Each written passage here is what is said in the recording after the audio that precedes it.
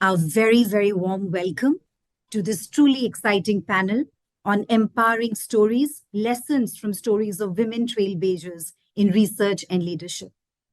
In the dynamic landscape of research and leadership, the narratives of women trailblazers serve as beacons of inspiration and resilience. These empowering stories not only showcase remarkable achievements, but also unveil the challenges and triumphs that shape the journey of women breaking barriers. The theme of our panel today invites exploration into the narratives of women who have defied expectations, shattered glass ceilings, and paved the way for future generations, demonstrating the transformative power of perseverance and innovation. It is my immense honor to participate in this distinguished panel, surrounded by women whom I deeply admire and consider as sources of inspiration.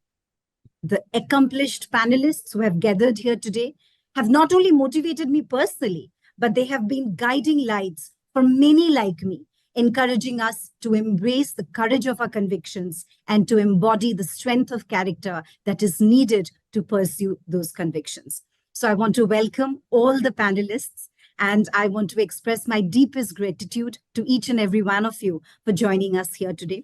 I will do a brief introduction. We have with us here today Professor Dr. AMITA DHANDA, Professor Emerita, NALSAR University of Law, India.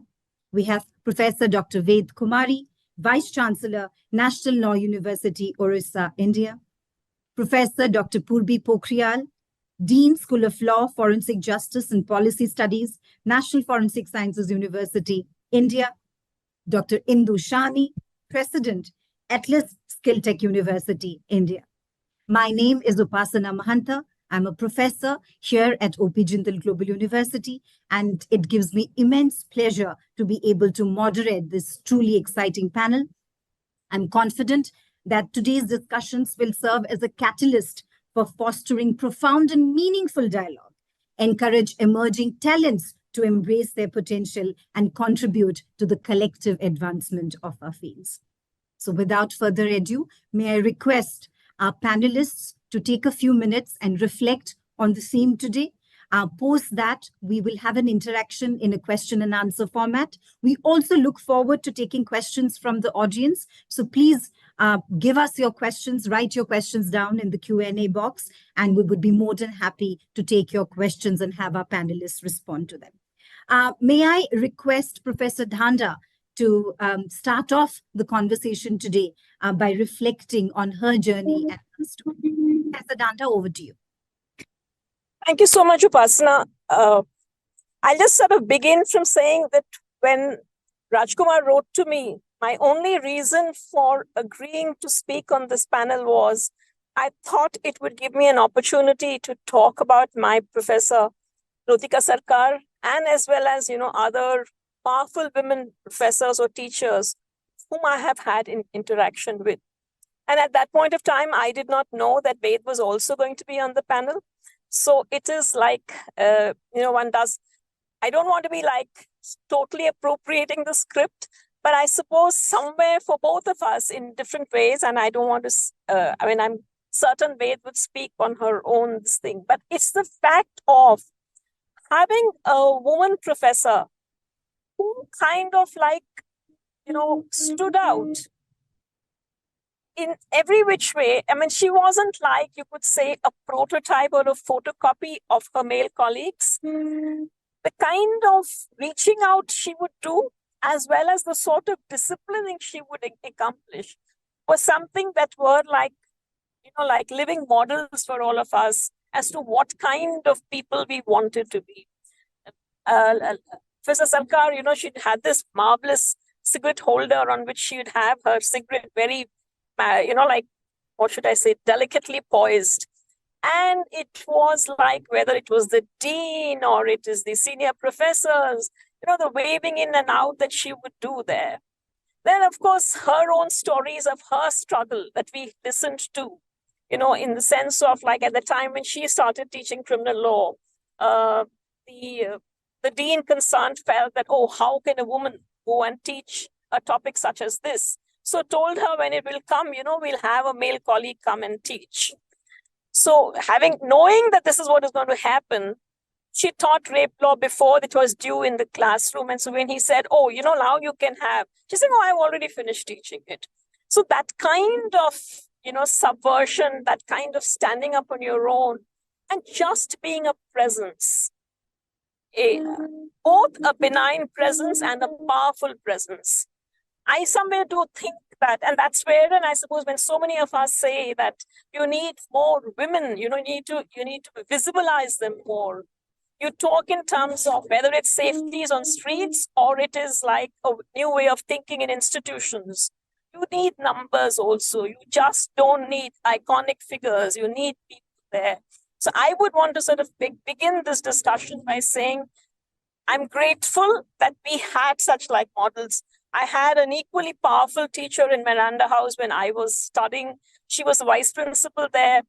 And, we had stories upon stories of her. And as to the whole question of exclusion, that, when you are out to come in so much, you can literally make your own models and be your own person. And that was my biggest learning. And I'm hoping that, we are giving forward what we had received. Thank you, Upasana. I think as a starter, that's what I would say.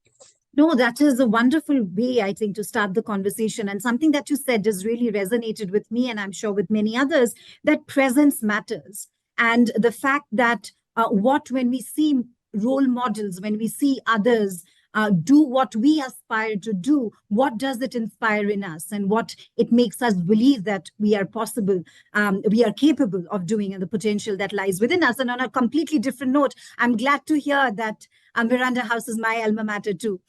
So I'm really, really thrilled to hear that there is a connection there. That all of us are writing small notes on, I think, the platinum jubilees on kind of. Yes. No, that is wonderful to know, Professor Dhanda, and thank you for starting the conversation on that note. Professor Ved, may I come to you now and request you to share your initial reflections? Amita rightly said that we have been influenced in equal manner at Mr. Sarkar. She taught me 2 courses in Masters, my LLM. One was juvenile delinquency and the second one was prison administration. And you can imagine the influence she had on me. In 1978, she taught me this course. I'm still dealing with juvenile justice. So the profound impact her teaching and her way of looking at law has been immense. But I think much more than this subject has been her personal life experiences also. So the story which Amita shared, that she preponed the course on the topic on rape came, and one day I thought, okay, let me have an interview with her, formal interview, asking her what it is like to be a woman professor. And she said, look at me and said, no, I never thought of myself as a woman professor. I was a professor, and that's where the story came in. And but for us, she epitomized the free woman, the new woman. She was a chain smoker.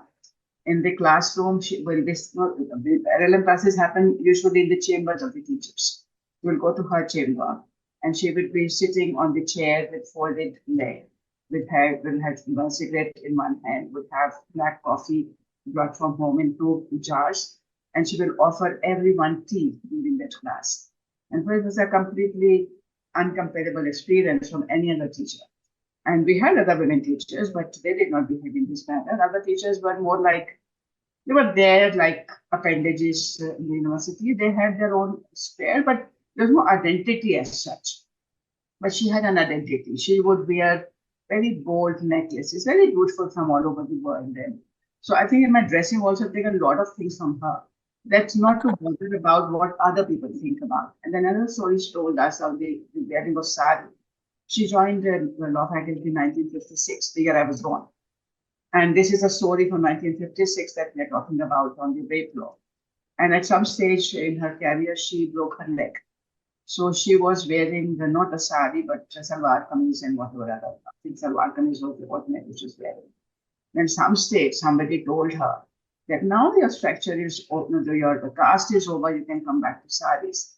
But the way she wore sari was not, again, a very normal manner. You'd be worried about where the pallus and all that. She would be pura must. So for me, the way she, and also I think 2 instances which stood out for me very strongly. We were waiting outside her class, her chamber for our class. We were LLM students, and 10 minutes, 12 minutes happened, and we knew that the dean was having a meeting with her inside. So we respectfully were waiting outside. So at 12 minutes, she opened the door and says, "What have you been doing?" "I've been waiting for you." I said, "But I've been waiting outside." "But why waiting outside? It is your time. Claim your time." So and then she told the dean, "You get out of this room. It is my students' time." So for me, this was this was not the manner in which teachers talk to the dean or any man or a woman, any other professor. She would be very punctual on times. If she has given a 12 o'clock time, she will wait for 5 minutes. You're not there, she's gone. Doesn't matter who this person is. There are lots of things that she said are uncompromisable on my dignity. You just said about time, your time is as important as my time is. So those so many lessons beyond the classrooms that she taught us.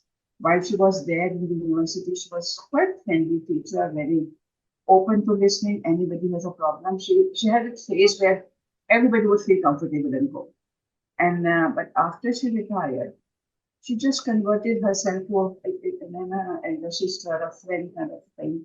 She never was the teacher who would tell you what's right and wrong. This transformation from the teacher to the friend was very beautiful as a person. And but whatever friend you might be, there were certain boundaries which can't be crossed. So I was teaching in Jammu University. He came there as a selection committee. There was no way I could even dreamt of asking her what was the result of the selection committee. So this is completely private. This is confidential information. You may be friends, but you don't ask her. There were so many lessons of life that she taught us, and I think at her age, the kind of pattern she set and the kind of critic. I also remember she was member of the first Status of Women in India Committee, 1974 report.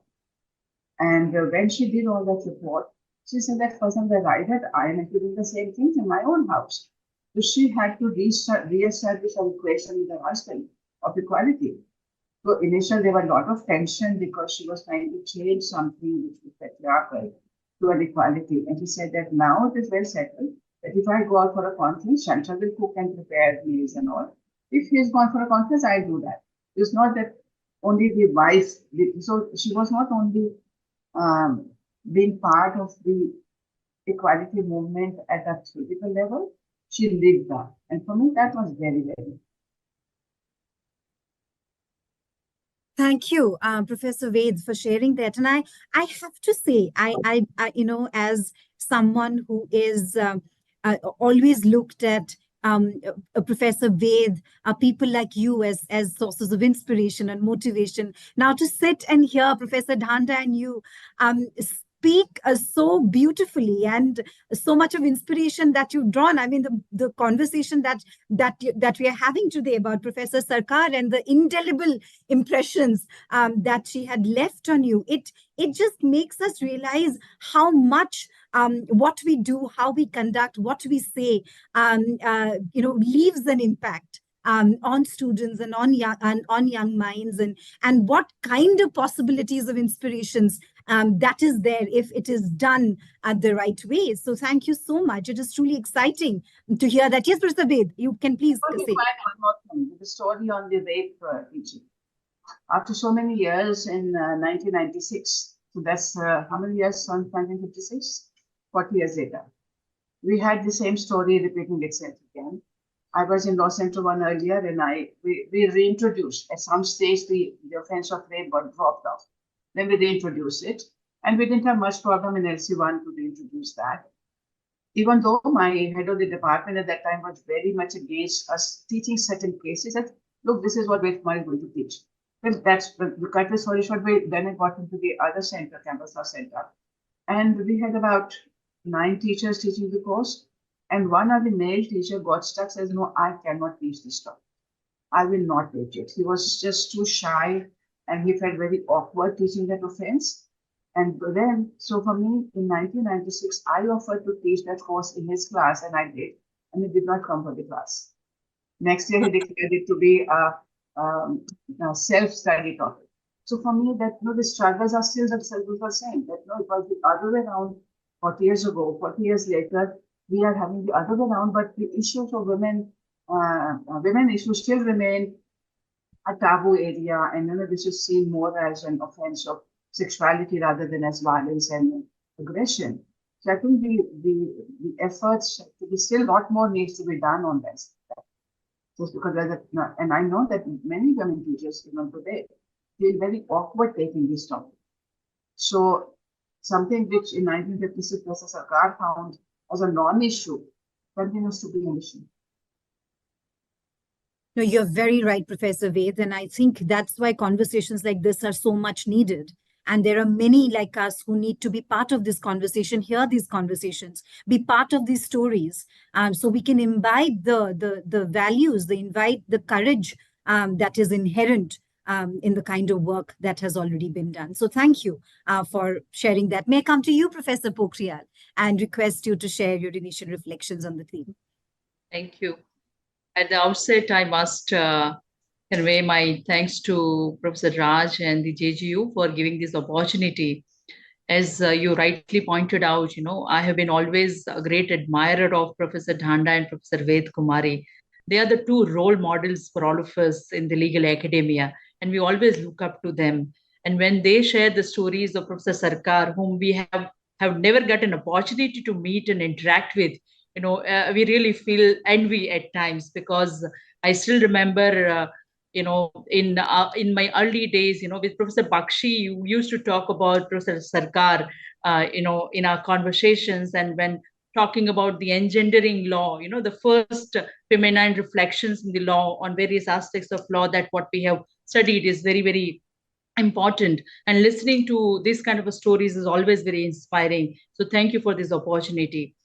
I just would like to reflect upon that, Professor DHANDA and Professor Ved and many others are so lucky.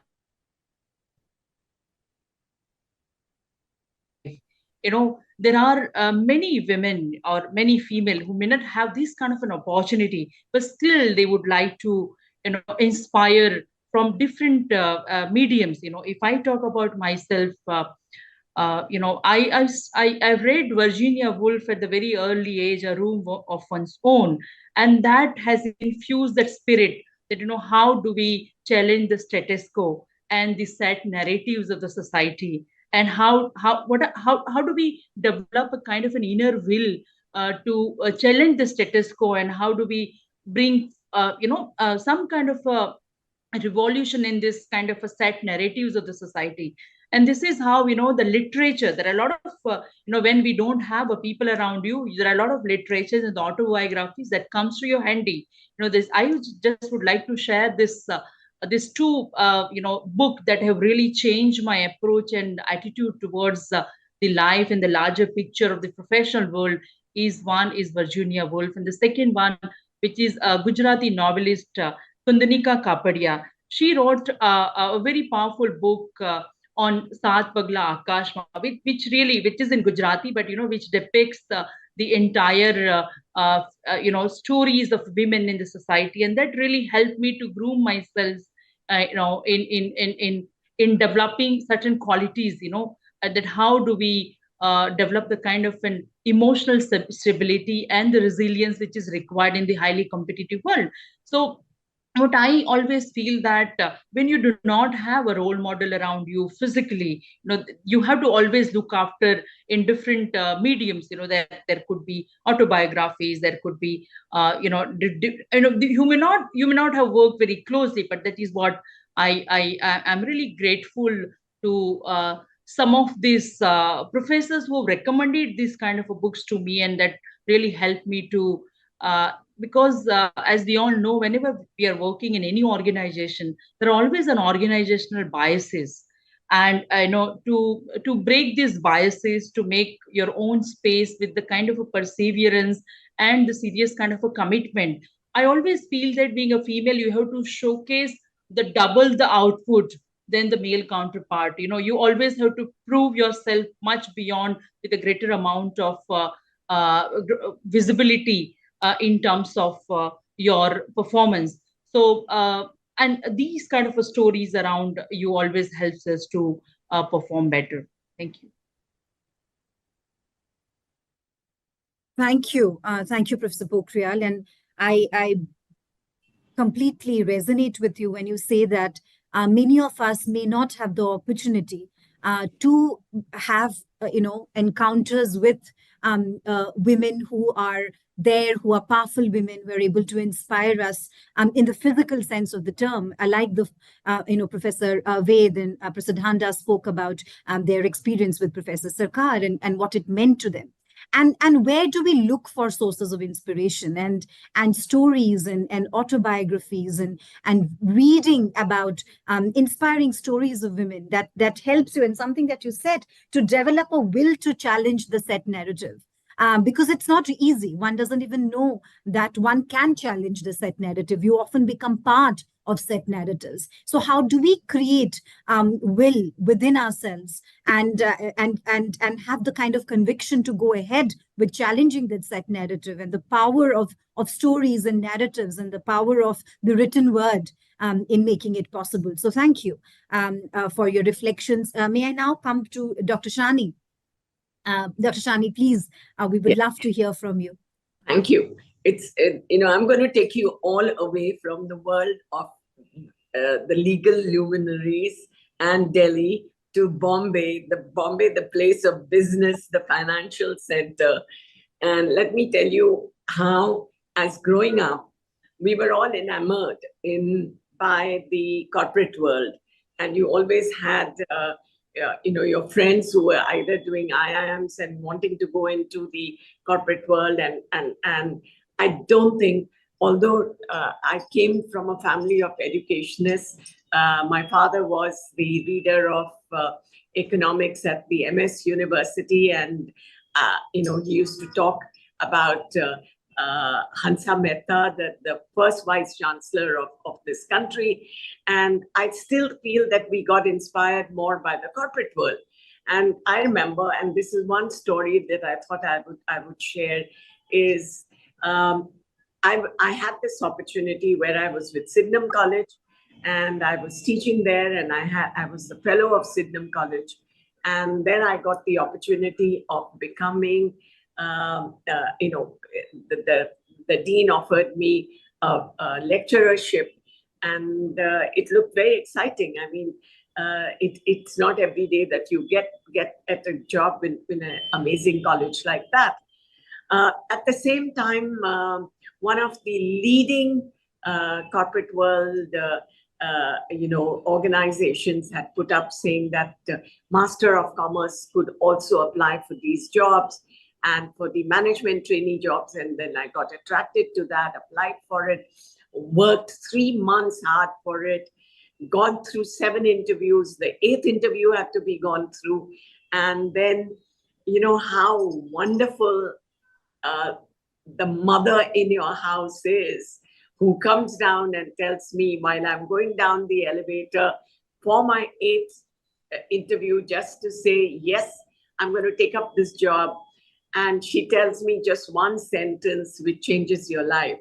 And she says, the returns that you will get from the smiles of the students will go far beyond the returns you will get in selling soap, shampoo, detergent. And I think that made such a difference to my life that I joined Sydenham College. And then I've been, in academics for almost over 3 decades, being the principal of HR College, leading that institution for long. And now had this opportunity of becoming, leading and creating a new university. The first time a university created in Maharashtra by the Skills and Entrepreneurship and Employment Department, the Maharashtra State Private University called the SkillTech University. And we are a campus within corporates. But let me tell you that I think women have been inspiration, and as they were talking about Mrs. Sarkar and they themselves, I think women themselves become inspiration for other women. And yesterday, let me tell you one quick story. Yesterday, I was invited to a breakfast meeting to meet the president of New York University and the dean of NYU Stern. a university we worked very closely with, and the president was coming for the first time to India, and I thought it'd be interesting to go. All the vice chancellors from Maharashtra were there, and we were about 11, 12 of us. Happy to see that 2 women, both presidents of universities, and all the men, the vice chancellors, which just goes to show that, it's not about men or women, but I think this is the inspiration that we get. And I give my teachers that, look, passion and compassion are going to get you through this profession. That's what you really need.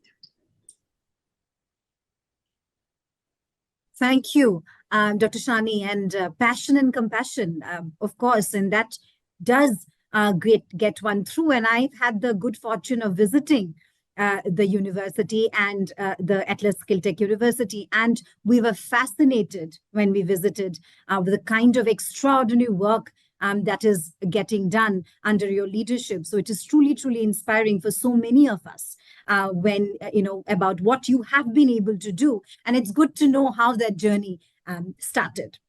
So what I would now like to do is we have a set of questions that we would like each one of you to reflect on, and time permitting, we would also like to take some questions from the audience. However, one of the key ideas, thoughts that emerge from the conversations and the reflections that we have, looked at so far or shared so far is that one is the idea of what you get inspired by, what inspires you. The other is the idea of, what do you need to have? Because at one point we spoke about that not every other woman, female leader, teacher, were as inspiring as the other. There was only one Professor Latika Sarkar that left the kind of impressions that left on you. There are very few Professor Ved Kumaris and Professor, AMITA DHANDAs or Dr. INDU Shanis or Professor POKHARIYALs. So what is it that one need to have in terms of attributes and skills? What are crucial for women in academia in order to be able to pursue leadership roles? And what can institutions do in order to help foster these qualities? So, Professor AMITA DHANDA, if I may come to you to hear your thoughts on this. I think we've lost Professor DHANDA. I believe there is a internet problem on her end. Professor Ved Kumari, may I come to you? And then perhaps if Professor DHANDA is able to join us, we will hear her reflections. Yeah, for me, one has been the upbringing one has by the time you reach a position of leadership. Because and also then the exposure. For me personally, Professor Sarkar and Professor Pakshi has been major 2 influences in me for me to discover myself as a woman. Before that, I was just a human being out there. But I think the discussions we had in our classrooms on what it means to be a woman and whether women can be equal by being like men, or they can still be asserting their femininity and still be equal. So there was lots of these discussions as part of our classroom discussions. And I think the interaction between Professor Bakshi and Professor Sarkar on this issue were the first time I was exposed to this whole indoctrination of women, that if you want to be powerful, do be like men. So women started smoking, women started wearing male clothes, women starting being bossy. So they had to be like men in order to be leaders. And I think Professor Sarkar that he presented as a very different model, that you can be a woman and with all these sort of images of being caring, of loving, of ability to listen, compassion, all this was, in the personality. And she was not being like a man. And I think for me, that's important, that if you're in a position of power, you don't have to become like men in order to exercise. And I think the beauty which women bring in the aesthetics, the care, and so as an administrator, and there is a male administrator, and this is what we found in Professor Bakshi, that even though he was a male, but he had all those qualities of care and compassion. So for me, the issue of leadership wasn't limited to the sex of the person. It was limited, it was much more directed towards the manner in which you behave with others. So women's relationship to the world is connectedness. I care for you, therefore I am. And I think that's the way the researcher should be. That I am heading a bunch of people in order to take them together. I'm not bossing around. So I think if you want to make an impression, if you want to bring about a change, you have to be that change. You have to break the hierarchies within the institution when you are at the top. Because what we don't, most of us want to do is to break the hierarchy when we are at the bottom. But when you are at the top, then to emphasize that no, the Vice Chancellor office is open to anybody at any point of time you want to walk in, just walk in. You don't have to be officious about fixing up an appointment and then telling that within 5 minutes, depending on who needs how much time has to be given. So I think creating an atmosphere of inclusivity is important if you want to bring about a change in the general administration and stuff. And I think as a woman, it comes much more naturally to us.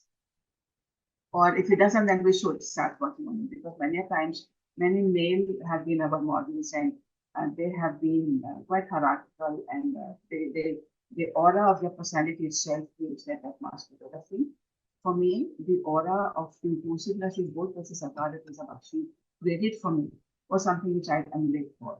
And a lot of people tell me that, oh, we didn't have, this is not how the Vice Chancellor behave.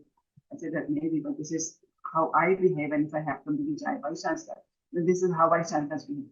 I think we need to create precedents of inclusiveness, of caring for the other, rather than being happy about the position I hold in my institution or wherever I am. So for sustaining and bring about achieve, because what we are struggling with, it is not only a man-woman issue, it is inclusiveness of any of the other. This other can be a person with disability, it can be a caste issue, it can be a religious issue, it can be any kind of, they have this whole thing about today we are talking about gender identity and sexual orientation discrimination as well.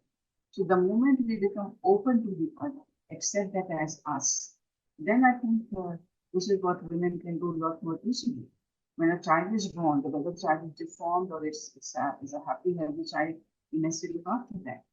So I think these are the kind of values which, as in a leadership position, that we can emulate and reflect, because everybody is watching you. You are at the stage all the time. So your reaction, behavior tells, really giving lecture and quality is not going to be of much use. If you can show that, you can be inclusive of the range of people you have around, whether it is the lowest paid employee or whether it is the Vice Chancellor, you can give them equal respect and be empathetic to what it is that they have to offer, and be open to learning all the time. I think these are important, especially in the academics. This is what I learned from my role models in the academia. What I admire in them, I try to emulate, and perhaps some of my younger teachers will be inspired, and I was from my teachers. Oh, that's beautifully put, Professor Ved, because I know something that you said is that, when you are at the bottom, you always want to break the hierarchy, but do you want to do the same when you are at the top? And you have to be able to imbibe the changes in yourself that you want to see.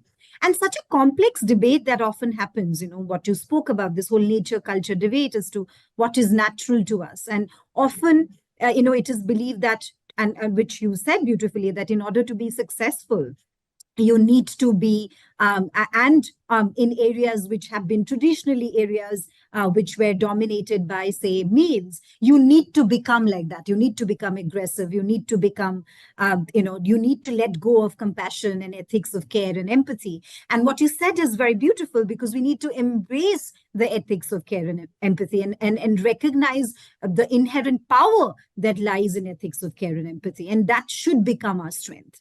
Professor Pokhriyal, if I can come to you, how do you think, institutions, say, institutions like ours or any other institution, can actually create conditions where what Professor Ved perhaps spoke about can actually materialize? Yes. What I feel, leadership comes very naturally to female. Some of the traits of the leaders that comes very naturally, as Professor Ved already spoken. Women have always been very fairer, So what Professor Way says, when you are at the top, whether you would like to bring that kind of an equity which you really wanted to bring when you were at the bottom, that comes very naturally. So generally in the largest, what we observed in the larger segment, women always have had an I mean, whenever get an opportunity, there will be always a democratic ethos which will be reflected in the working style of a female. Always consulting all, bringing the consensus. So this is something which comes very naturally. So what I feel that what organization can do to nurture further leadership role amongst the women. The first and the foremost thing which I feel that is the emotional support system, because that emotional well-being is something which is very prime area for a female at times. With most of the female, we have so many female colleagues working in the universities nowadays. So how do you recognize and give the emotional support system, and at the time of their achievement, at the time of their failure, at the time of their success, charting out their further future growth stories, if you would do like this. So giving an opportunity for the professional development, emotional support, family support, because at some point in time, what I always believe that, if you see, we have different kind of data available. How many women are in the CEO, how many women are the deans or the vice chancellors in academic discipline. You just observe them, with all due respect to all the panelists. You just observe that the family style, when you have kids, when you have in-laws, when you have husbands, the all kind of a family, how does that kind of a barrier that comes to a female, and so if you don't have this kind of a baggages with you, you are free, you can do so many other things. But when you have, the kind of a guilt conscious which you all have to pass through when you stay back at night, because your kid is wanting your attention, and when you are at a level when you can reach to the leadership position, you pass through the kind of a transition in your life wherein your children may be at the teenager, your husband would come in 40s and 50s, the kind of your in-laws would be getting much older. So at that point in time, that balance and the kind of guilt conscious with generally the female passes through is something which is very, very significant. And at that juncture, giving that emotional support, recognitions, providing the professional development opportunity is very crucial. That's what I believe.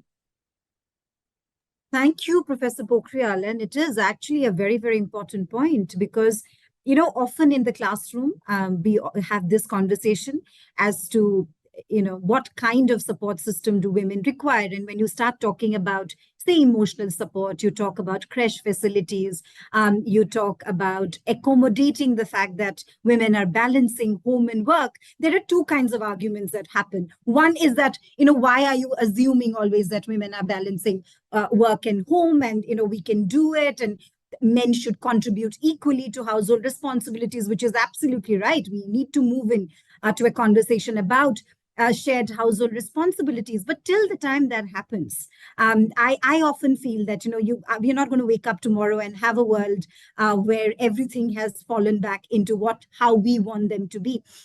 So it's like a horse at the cart or the chicken and egg situation. Do we wait for our social systems and our households to become more equal?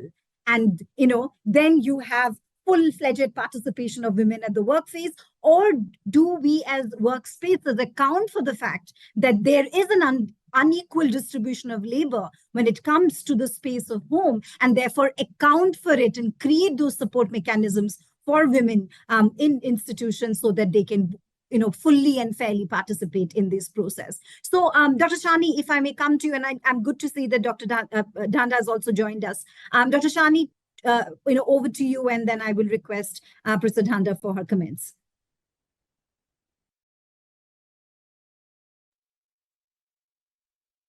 Dr. Shahani, you're muted. Okay. I've been listening to this, and I think while growing up, each one of these things mattered so much to us also. But now in a different role where we are going to be the mentors for these young women who are coming in. With, especially at Atlas SkillTech University, I have about 70% of our institutional leadership is represented by teachers. And I'm going to give you an example here also. And 60% of our HODs are women also. Let me give you a very simple example of how the women can stand with you and show you resilience and have strategic thinking and actually be very, very collaborative and very dedicated when it comes to something that is very, very important. For example, when we were setting up the Atlas SkillTech University, it was during the pandemic.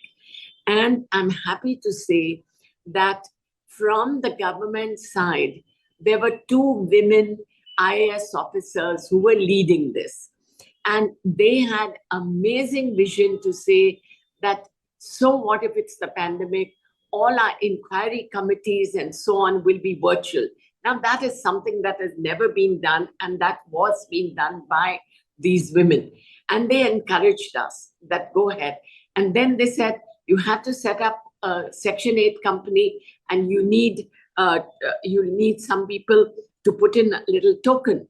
Now, who and where do I go at this time to find people to get together with me? And 2 of my very senior teachers said, we will put in whatever little amount we've got, but we will put in, we cannot stall this. It's moving so quickly. And they put this in. And I thought that this kind of dedication, this kind of motivation is, I don't know if I would have found it in the men or not, but the women did come and they were brave to come forward and do this. And the university was being created, and today they are the 2 women, not created by industrialists, not created by politicians, but by teachers and by women teachers. I mean, that's the best story I can tell. Thank you. And that is also a beautiful story to share. Thank you for that. And Professor Dhanda, I would like to come to you. There have been a lot of reflections that have been already shared on these questions. We would love to hear your thoughts and perhaps throw in, because in the interest of time, the other key question that we are addressing in this panel today as to how gender is intersecting with other aspects of diversity, race, ethnicity, socioeconomic background, and how does that impact women's academic leadership and research. Professor Dhanda, are you there? Yes, Upasana, I am here. Okay. And I hope you've heard the question. I have made my transitioning from my phone to my... Okay, wonderful. Wonderful. I got thrown out in the process, and that's why I appreciate my entry. Upasana, as I was listening to each of the other speakers, and in fact, even for the panel, because I only saw the title that you had given about sharing stories of women and how they empowered and stuff, but the questions go in a different direction. And I was just wondering, would Jindal ever hold a panel saying, how do you teach men leadership? They are meant to be born leaders, they just know it how. And irrespective of the mess they have created in the world, despite that, we don't ask any questions. But women have to be empowered to learn how to lead, and I have a foundational issue with that, because I also somewhere think I have a difficulty with this essentializing that we do, that, women are those kind, beautiful, compassionate, empathetic, all that, you name it, and men are meant to be those horrible fellows. I mean, I think we all know who've done in administration that you need a mix of both. And you need that leadership which is composite, which kind of draws from both kinds of qualities. And this kind of patriarchal labeling of men being a certain way and women being another way, I definitely firstly would say that a university like yours, a global university like yours, should foundationally question that presumption. It's not okay. I think it's about time. It's like, if about 50, 70 years ago, functionally we divided occupations in a manner where women were to look after the house and the entire world had to be organized in a manner that our caring responsibilities have to somehow or the other be always primary, and everything has to be, like going around it. So if the workplace is going to reinforce that business of the woman having to be doing all of this, and an intellectual space is also not questioning that categorization, I think that's where the problem lies. Why is it that, okay, you give me accommodation, give accommodation to the fact that there are caring responsibilities in the world.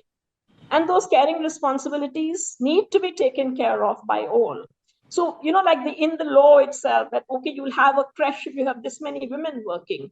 It's those kinds of reinforcements I have a difficulty with.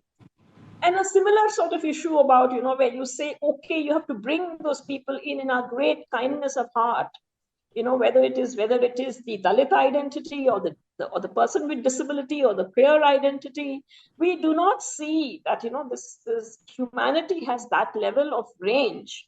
If we are universities, then we should be universes for all manner of people. And that's the manner in which we should operate.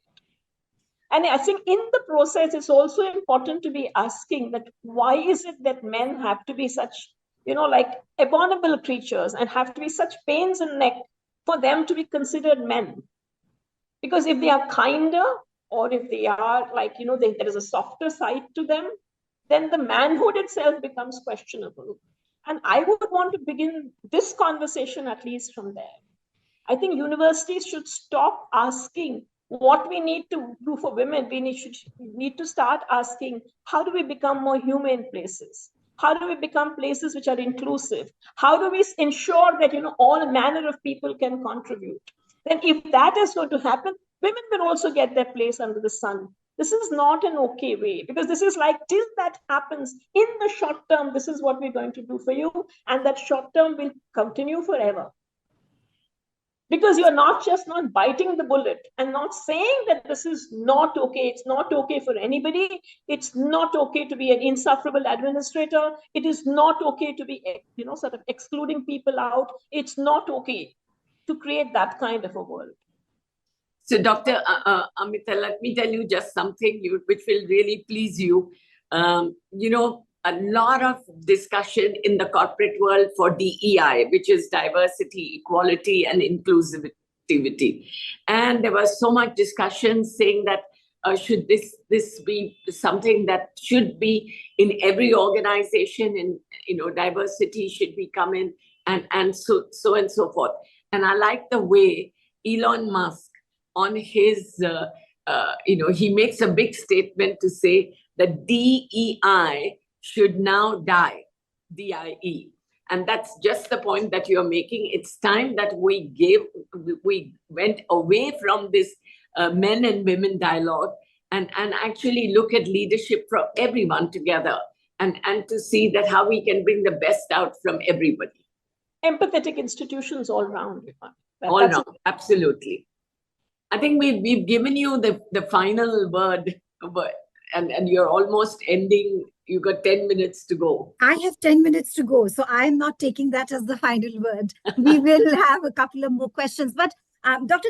Dhanda, that's absolutely, I mean, you've hit the nail on the head. And perhaps we keep falling into the trap of creating these binaries that we want to avoid. And often we do that, sometimes consciously, sometimes subconsciously. And perhaps it is instead of talking about female leadership or male leadership, how do we create compassionate, empathetic leadership is the conversation that should be. And as you said, and once that happens, everybody will get their moment in the sun, and they would all be and the conversation should be about inclusivity and about creating empathetic leadership. And on that note, I want to tell you something that I have also, I've tried to grapple with at a personal level as well, is that often as you said, women are supposed to be compassionate and empathetic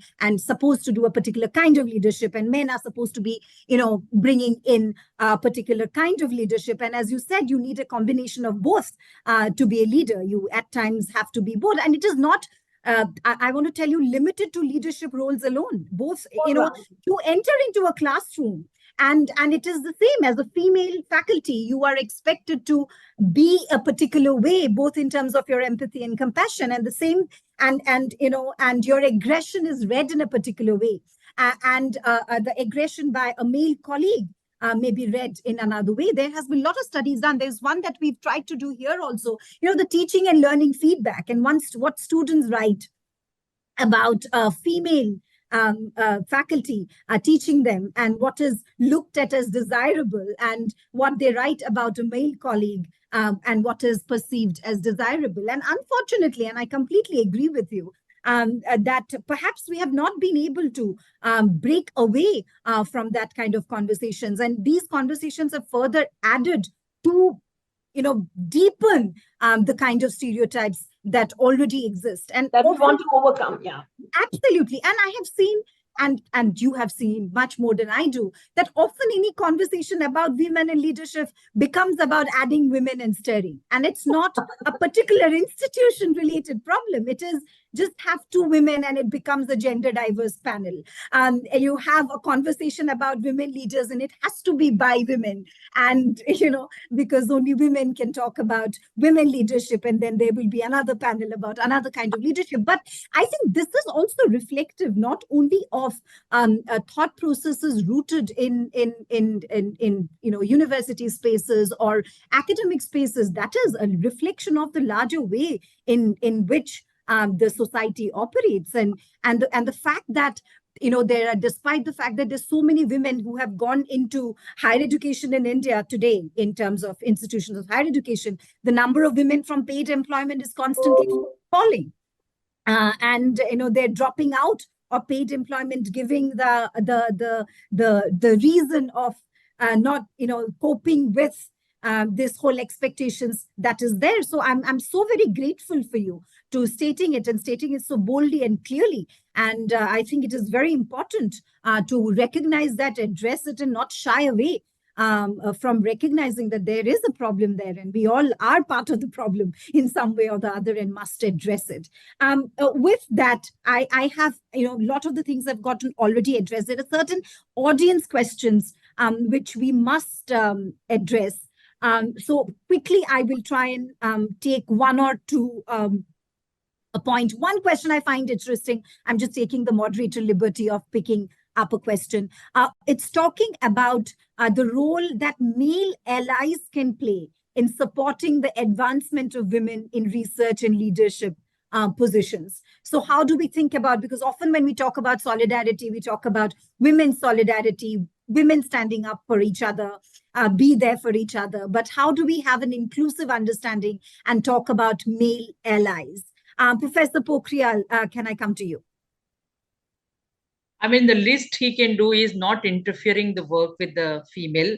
Let her do whatever she is doing. That is the least thing which a male ally can do.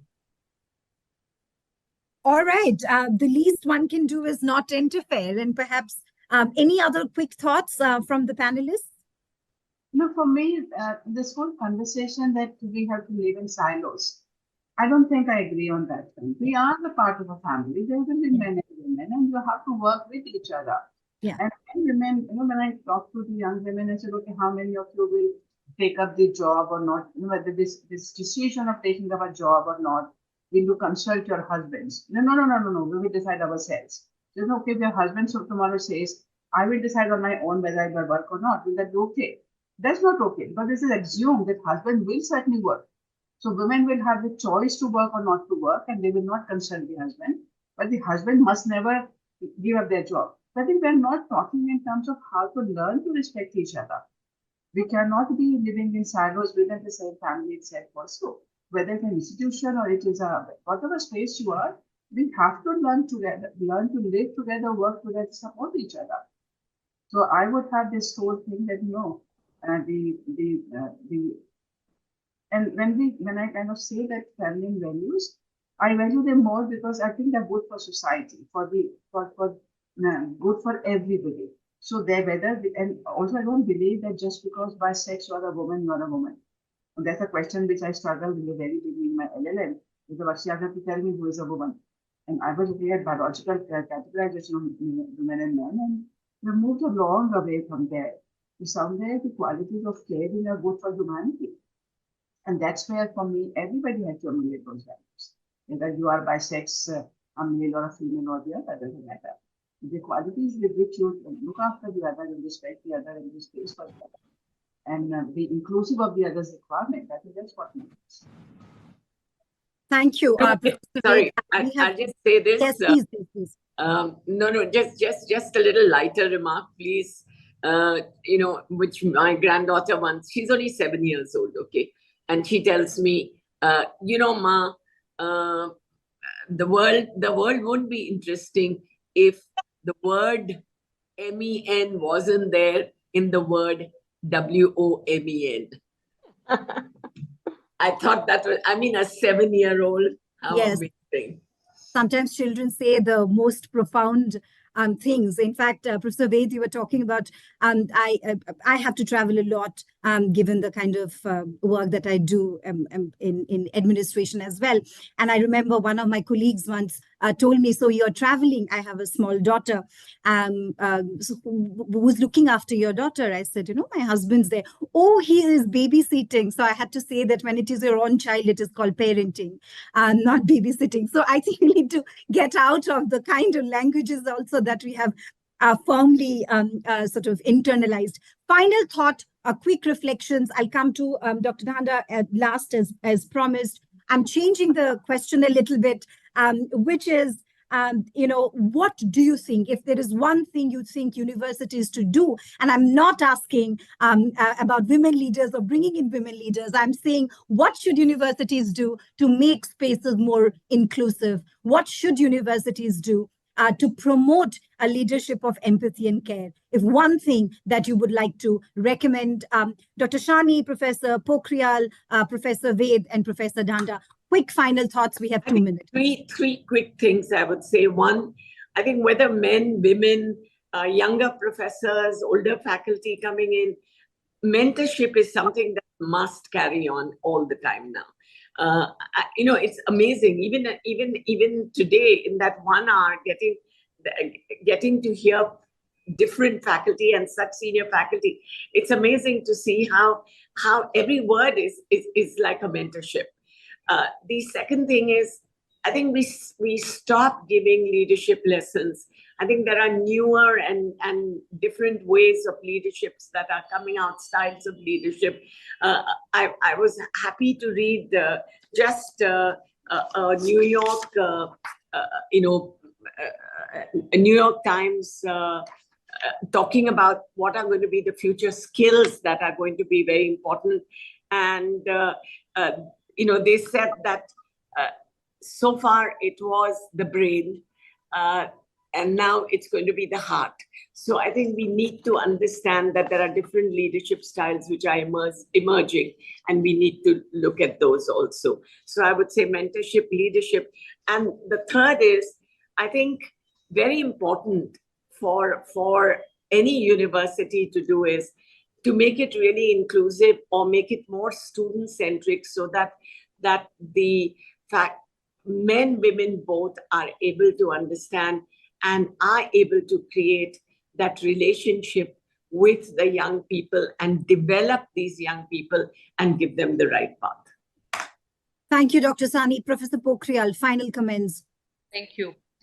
On a lighter note, I just would like to say all this great, I would say the phrases that all universities puts on their website and the prospectus and all the vision documents, kindly, do all these things in the real world, translate this into action. That is the least one can do. But then other thing, this is on the lighter note, but what I believe that, as I said earlier, let every voice heard, and emotional support is something, recruit more female. We talk about all SDG 5, where is the gender parity? I was just going through these ISHE data, and I was just going through that there are only 13 lakhs teachers in 2013-14, and then that has been this is increased by in 18-19 it is reached to 14 lakhs. Amongst these, there are only 42.2% are the female teachers. So let's bring the parity, recruit more females, and let every female voice, because as you said, one of the very important point which we couldn't discuss more in, which was a part of your question, is that how do the gender intersectionality with the race, socioeconomic status, that plays a very, very vital role.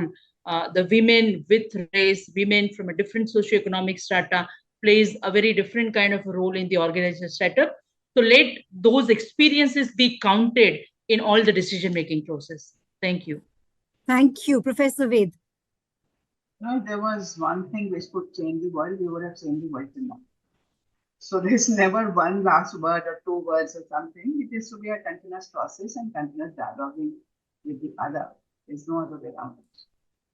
Thank you. Beautifully put, Professor Dhanda. Last word over to you. Function like mini universes, I think a university needs to take its universal commitments, duties much more seriously and become a university, not just like in a very different tone from what Purvi was saying, not just claim to be one, but actually be one. And that would require the kind of constant reflection that Ved is talking about, that, and even panels like these should go back and say, okay, listen, our panelists asked us to formulate the problem differently. And for us to function like a university, we have to think like one all of the time. Thank you so much. Thank you, Professor Dhanda. There could not be a better way to put it, and there could not be a better moment to close the conversation. If I may, I feel that as a moderator, I feel I have learned so much from each and every one of you. It has also forced me, and I'm sure those listening to this conversation, to self-reflect.